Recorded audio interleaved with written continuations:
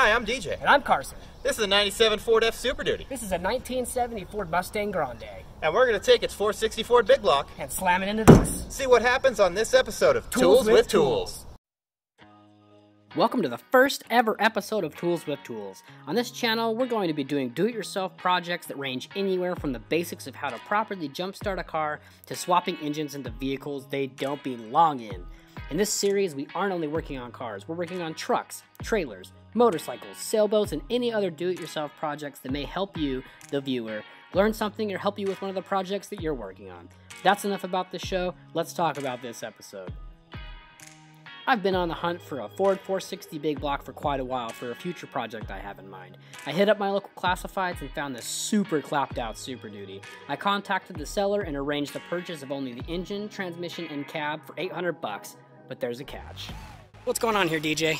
Bad decisions are being made, but good trucks are being bought. Yeah, we might have overloaded the trailers. So what we're going to do here, you can see we don't have hardly any pin weight here. So the back end is extremely heavy. We're going to pull this truck off. Then what's going to happen is he's going to drive forward, we're going to flip it around, and then we're going to load the bed in first so that we have a little bit more pin weight. Most trucks are nose heavy, but this dump bed was pure steel and it had to go on first. We loaded the truck on, you know, motor forward, as you do. And got it on there, and our pin weight was total shit. All the weight was at the back of the truck, so we unloaded the truck, flipped the trailer around, pulled the trailer in, then figured out, oh, you got to have it completely centered, otherwise these hit your wheel fenders there. So now I've got it all the way up on the truck. The trailer looked good, and then we figured out, oh, it's too close to the cab, so anytime that we turn, DJ's truck gets screwed up. So we're going to just see what happens. Right, DJ? I'm just going to send it. Alright, so right now we're just getting this chain as tight as we can. We're going to slip the binder over this end here, and then over this end, and what it's going to do is it's just going to pull these two links together, and that is what's going to get this down and dirty thing on the trailer and on its way home. Chains are good because you can actually get them to equal tenths. Straps are very difficult to do that sort of thing with. When you're doing this, sometimes you got to do it a few times because as I yank on this, it's going to have more force. So I may have to re-rig a couple times. But when you're dealing with this which weight, do it right the first time, kids. So we've got a strap on the front, or some chains I should say, and we've got that tightened up, and the way that we know that is we've got this winch that we use to drag the truck up onto, and it's starting to show a little bit of slack. So what we're going to do is we're going to put another chain on, but going the other way so that it'll hold that on the trailer. They're pretty good. We're worried when we go around corners, you know, this is probably only, I don't know. We're going to have some hot Ford on Dodge action. Well, hopefully we don't have any hot Ford on Dodge action, because I think he would rather scratch that than scratch that. But there's probably, I don't know, maybe 2 feet, so we're going to go around the corner down there slow, and I'll get out and watch it and make sure that we don't have any issues. Going around our first corner. You're good. You're good. You're good. That's about as far as you want to go. Yeah, look at that. Mere inches. Doing all this for a big block.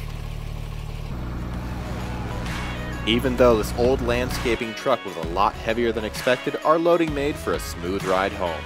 And we had time to celebrate 150,000 miles of lugging crap across America. Yeah! Happy birthday! Part of the problem was the ad described this truck as an F350 one-ton truck, but it wasn't. It was an F Super Duty, which is significantly heavier. Well, we got the truck home. We want pizza, so we're going to try and unload this truck as quickly as possible. So we're probably just going to yeet it over into that field and go eat.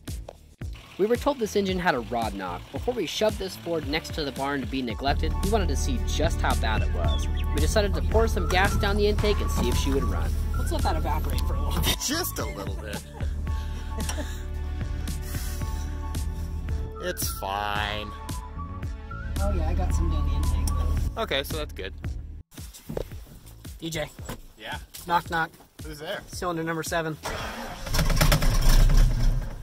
Oh, that didn't sound too bad. She wants to. That's the starter.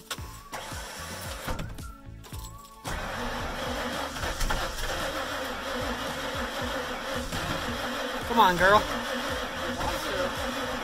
Should we dump a little more gas down there? Yep. So we're gonna use the good stuff, starter fluid. almost have it. You okay? Yeah.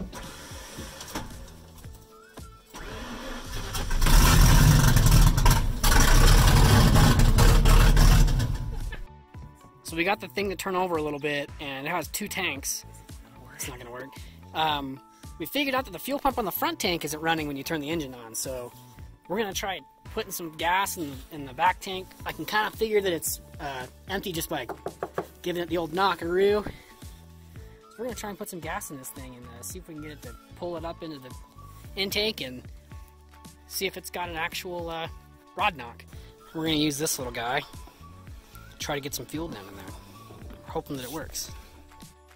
Try it. Holy shit, that might actually work. Dude, it was meant to be. Hopefully it'll do it. Can you get that high now? Oh wait, yeah, put it on the thing. Oh, yeah. Is that flowing?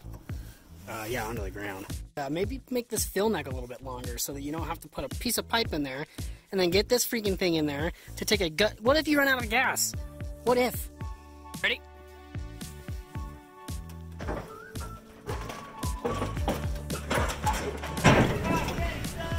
We shoved the truck off the trailer and put it in storage until we needed it another day. Well, today's the day. It's been about a month since we brought back our Ford here. Today we're gonna try and get the motor out and the trans, but I think that's gonna be kind of a tall order to fill. I haven't done anything. We still gotta disconnect all the wires and all the hoses, and yeah, I don't know. We just realized that all of our oil catch pans are full, so we're gonna go ahead and empty those because we're gonna probably throw coolant all over the ground, and we'd like to catch at least some of it. Alright dudes, what's the chances of us actually getting the motor and the trans out today? I'd say pretty good. Getting out's always easier than going in, and a lot of the front stuff's already gone already. So as long as we just slow down and like label stuff, it's going to be way easier. Right. That'll take a little while, but it'll be worth it in the long run. Well, and I know with the engine wiring harness, this is basically the same fuel injection that's in my Jeep. The computer's a little bit newer, but the wires are all pretty much the same. Yeah. Putting that in the Jeep, the hardest part was trying to figure out where all the wires went. So if we can just label it, maybe what we can do is I'll be on wiring harness, so I'll be pulling the wires, I'll be labeling them and things like that, but you can be doing things that are kind of out of the way, like pulling hoses. Yep, yeah, like pulling hoses, getting the radiator out, maybe trying to take the right fender off since that needs to get out of the way. Yeah, I think that's probably a pretty good start. I like our odds. See. Alright, so we've got our project truck in the garage for the first time. This is really exciting because today we are going to start the process of liberating this 460 Ford Big Block. That is going to go into Carson's Mustang, which we'll show you in just a little while. But really exciting times, we're about to take this out. We started by removing the airbox, hoses, and most of the wiring. Originally we were going to do this out by the barn in the dirt, and I'm glad we didn't because it's raining. That would have sucked. I'm glad we worked inside, DJ. Yeah. So this is my least favorite part of pulling an engine out, is when the radiator and the block is completely full of coolant. So we're going to try and catch as much of it as we can in this catch pan. I'm thinking most of it's going to go on the garage floor. Are we ready? We're going to do this? Okay. It's coming out. It's going to go everywhere. If I can get it off. It's actually moving though. I thought sometimes it gets stuck to it. Yeah. Not very much that it's actually going in the cat. When you do a project like this, you need to plan on totally trashing your garage floor. How much coolant is in this thing? It's the D all of a sudden. Huh. Funny how that works.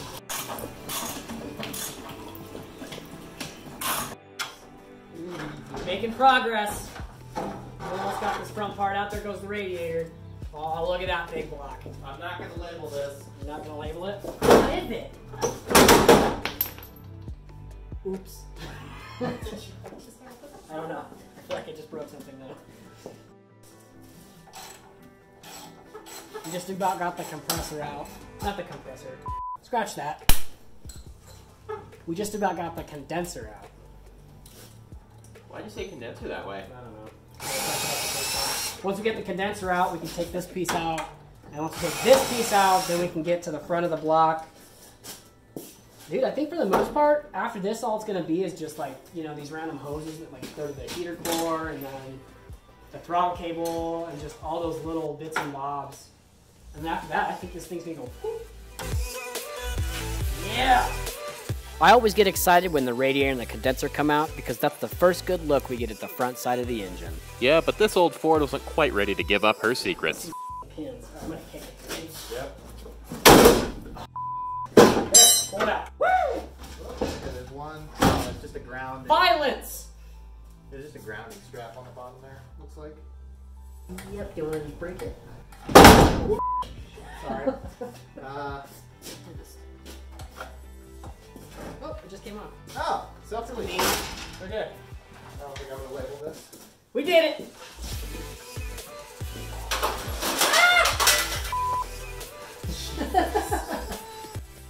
Not a lot of people know this about cars, but it's not actually about the tire being on the ground. What it's all about is this fan that keeps spinning.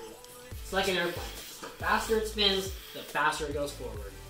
After listening to that utter stupidity, why don't we send you over to DJ for some factual information. So the donor truck we've got here is a 1997 Ford F Super Duty. Most people know the Super Duty name from 1999 when Ford started calling all their heavy-duty trucks Super Duties, but the name's actually much older than that. First came out in 1958 with a series of V8s that were put into big heavy trucks. And then in 1987, Ford introduced this truck, the F Super Duty. This was intended as a higher weight capability truck when compared to F2 and 350s. Their big claim to fame, these big 10-lug axles that give them a much higher payload capacity than any of the 8-lug F350 or 250 trucks.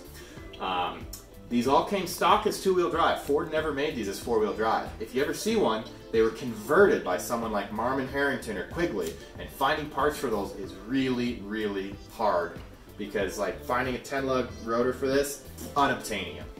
The plan with the motor, obviously Carson's taken that out to use for his 9-second car. Calling it right now, now you have to make a 9-second car. And the cab, I'm going to take off and put on a newer F550 chassis so I can have this nice 97 cab, meet 1997 emissions, but have it drive like a brand new truck.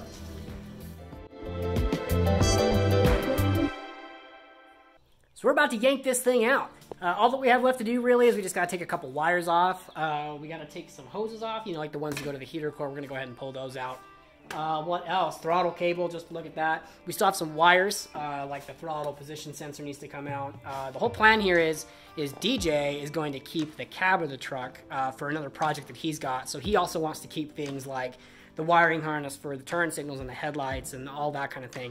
I just want the motor harness, but I do want the sensors and things like that, like the throttle position I need for the fuel injection to work. I need like the mass airflow sensor and things like that. So we're going to just go ahead and try and rip all that off as best that we can and try to make it as clean as possible and label things as we go. It'll make things easier when it goes back together.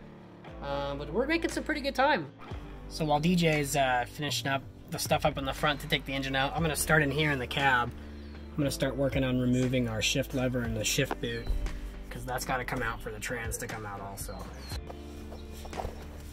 These star bolt heads to pull the shifter off from the trans are stripped, so we're going to have to pull the whole shift linkage out from all the way from the trans.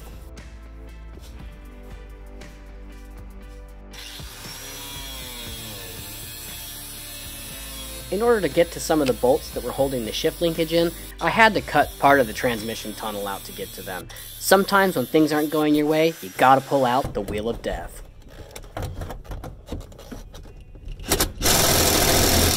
Yeah! Ugh.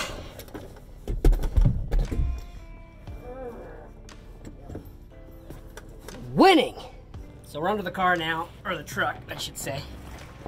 And we just gotta take the drive line out. We gotta get the slave cylinder off of the clutch. Let's see, we gotta get the transmission cross member bolts out, engine mount bolts. And I think after that, it's out. Right, Deej? Hell yeah! I don't want to deal with stripping any more things today. I just want to get it out. It's a good spot for that. We were trying to take the trans out with the engine, and we unbolted it from the cross member. Looks like we're going to have to take the whole cross member out. But the way Ford designed it is a little bit fun. So we're struggling to get the top 2 bolts out of the, there's a second and third piece that are holding it in, so it's gonna be super fun.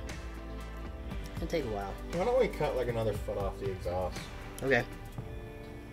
I don't get.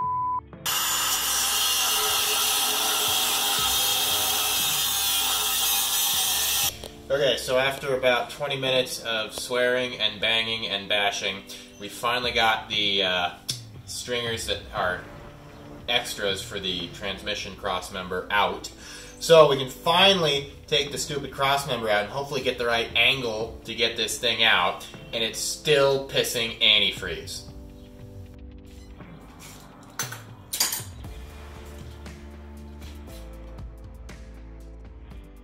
We got the cross members out. This is how we feel about it. Welcome to the 2020 it, Chuck It.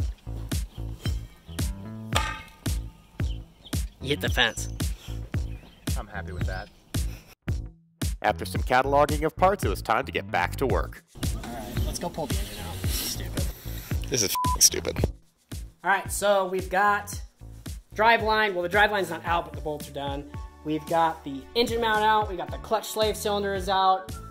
Transmission bolts are undone. I got a couple off of the trans cross member just in case. We got to take that out too.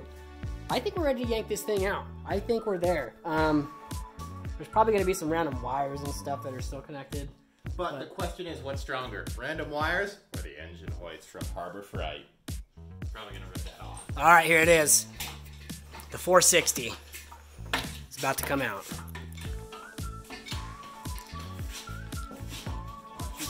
Toes. Oh yeah, it's up off the stops.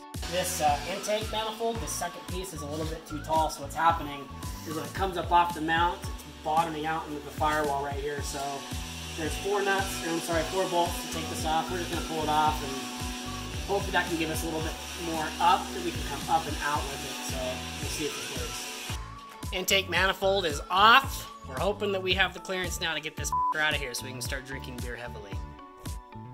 What is this? Note to self, you probably want to pull off the fuel lines before you decide to take an engine out. Well, we've almost got it out. We're just going to throw a ratchet strap around the back of the trans so we can pull the whole thing out at once, and then we'll be good. Getting an engine removed is a long process that can be smoothed out with proper planning. If you don't plan, you'll find out which is stronger, your engine hoist or your will to live. Did it. Look at that.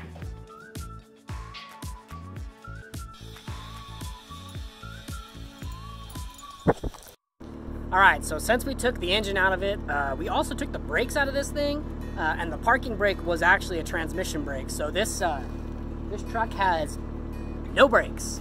No brakes? No emergency brakes? No problem.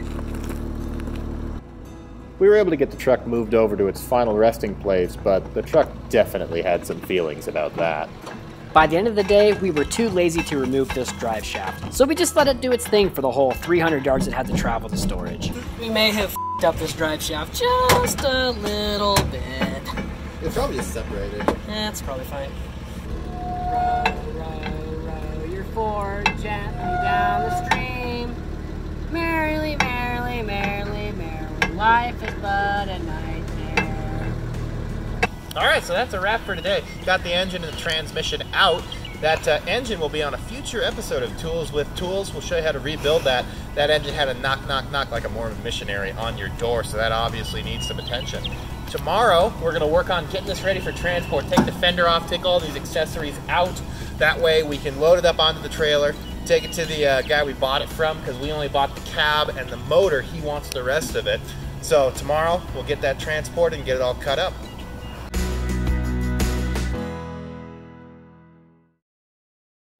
We headed back to the seller to give him the truck back, but I had bought the cab and its clean title. So to separate the two, we had to use just a little bit of fire. I bought everything except for the frame and the dump bed from the guy. I paid $750. DJ bought the cab and the title from me for $300. I sold the trans for another $300. Sold off some other bits and bobs for another $150. I ended up paying nothing for this big block except for my time and effort. Getting this 460 big block was definitely more work than we initially thought, but it's going to be pretty sweet when we shove it into this 1967 Mustang I bought from an old friend. Originally it was going to go into the 1970 you saw at the beginning of the episode, but I decided that car was a little too clean to cut up and the 67 would be a better candidate. One thing is for sure, you're definitely going to see this Mustang and the motor on another episode. Until then, check out some of our other videos. Hopefully we will see you on a future episode of Tools with Tools. Hey, go ahead and say some So we're working on this piece of mother right here. It is ever clapped the out like I ain't seen this bad since me and your mom last night.